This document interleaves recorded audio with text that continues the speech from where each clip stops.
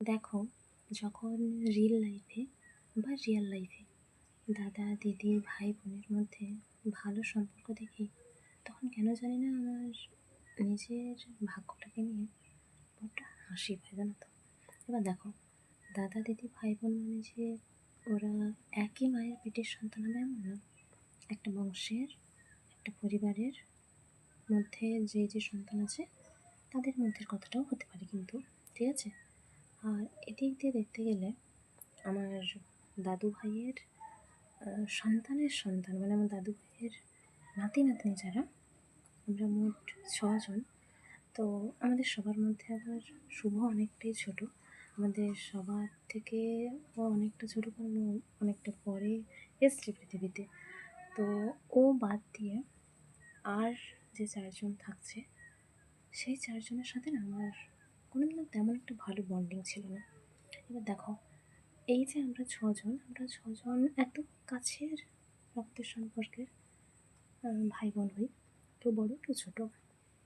কথা হচ্ছে, যদি একটু দূরের যদি ভেবে দেখি, তো সেরকম কিন্তু অনেক এরকম দাদা দিদি হোক ভাই বোন হোক আছে, তাদের সঙ্গে সম্পর্কটা বিশাল ভালো।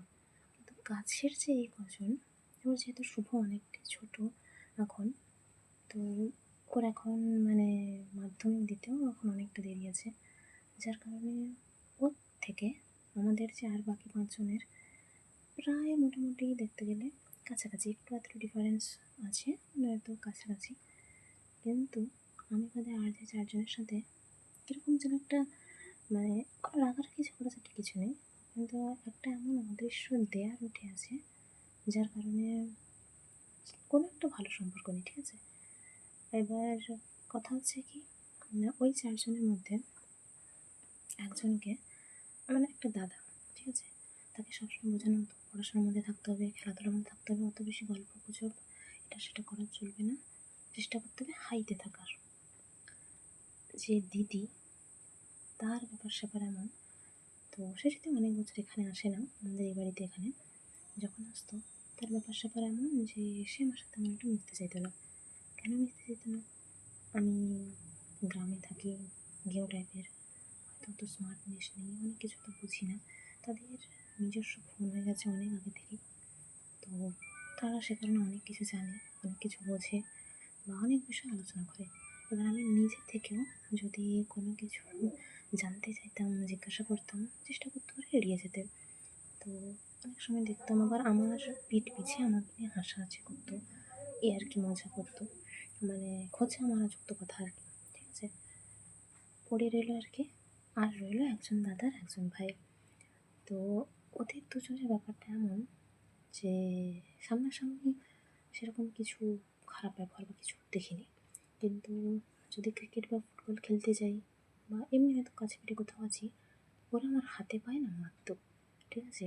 যার কারণে কিছু কিছু ব্যথা হয়তো হাড়ে এখনও হয়তো আছে, যেটা এত বছর হয়ে যাওয়ার পরেও ব্যথা করে। ওদের কাছে আমি ওই ক্রিকেট খেলার দরুন মানে হাতে পায়ে এত আঘাত পেয়েছি, যার কারণে ক্রিকেট খেলাটাই আমি ছেড়ে দিয়েছি। ক্রিকেট আমার খুব পছন্দের একটা খেলা। তো এবার ওদের এই যে কাণ্ড কারখানা, আমি আগেও বলেছি অনেকবার যে আমি অনেকটা মুখ চোরা আর ভীতু টাইপের ছিলাম। আর একটা কথা দেখবে, যদি কারোর কোনো কিছুতে মানে সাত চড়ে রাগ কাড়ে না, যে ব্যাপারটা যদি তুমি সেরকম হও, তাহলে তুমি সবার কাছে খুব ভালো একজন মানুষ। কিন্তু যদি তুমি মুখ ফুটে কিছু বলো, তোমার মতো খারাপ বিশ্ব ব্রহ্মাণ্ডে কেউ হয় না। ওদের এই যে 3 জনের কথা ধরতে গেলে, একজন দাদা, দিদি আর এই যে ভাই, ওদের 3 জনের কার্যকলাপ আমি আমার জীবনের 17টা বছর এড়িয়ে গেছি। বলার মতো আছেটাই বা কী, একমাত্র মা বাবা ছাড়া। তো আমি বলিনি, যদি বলতাম তাহলে হয়তো ওদের বকাঝকা করতো, কোনো না কোনো হয়তো স্টেপ নিত, জানা নেই আমার। আমি বললাম কখন, 17 বছরে যখন আমি কলেজে উঠলাম, যখন অনার্সে পড়বো তখন বললাম, তার আগে কিন্তু বলিনি। তো মা বাবার স্বভাবতই অনেকটা অবাক হয়ে গেছে ওদের এরকম আচরণে।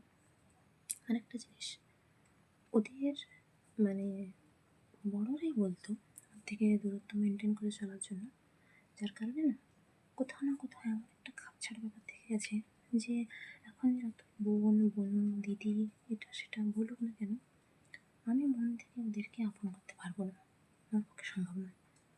তো শুভর সাথে ব্যাপারটা অন্যরকম।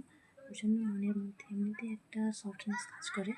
তো ও যখন একদম ছোটো ছিল তখন যে কবার এসছে ও এখানে থাকতে পারতো না, কারণ সবসময় এসিতে থেকে মানুষ, সে কারণে এখানে এতটা গরম ওর সহ্য হতো না। এবার যখন আবার আমার 19 বছর বয়স, তখন যখন এখানে আসে মোটামুটি কিছু বড়ো হয়েছে, হাসি মজা ইয়ার্কিতে একদম পরিপূর্ণ করে রাখার মতো একটা ব্যাপার আমাকে প্রচণ্ড ভালোবাসে, ঠিক আছে? সে কারণে ওর জন্য মনের মধ্যে একটা আলাদা জায়গা থাকলেও বাকিদের জন্য তেমন কোনো জায়গা আমার সত্যি বলতে নেই। এবার তারা সম্পর্কে আমার পিস্ততেও হতে পারে, জেঠতুতেও হতে পারে, কিন্তু ওদের জন্য সত্যি আমার মনের মতো কোনো জায়গা নেই। হ্যাঁ, ওরা আমার পরিবারের কেউ, আমার রক্তের সম্পর্কের কেউ, ব্যাস এটুকুই।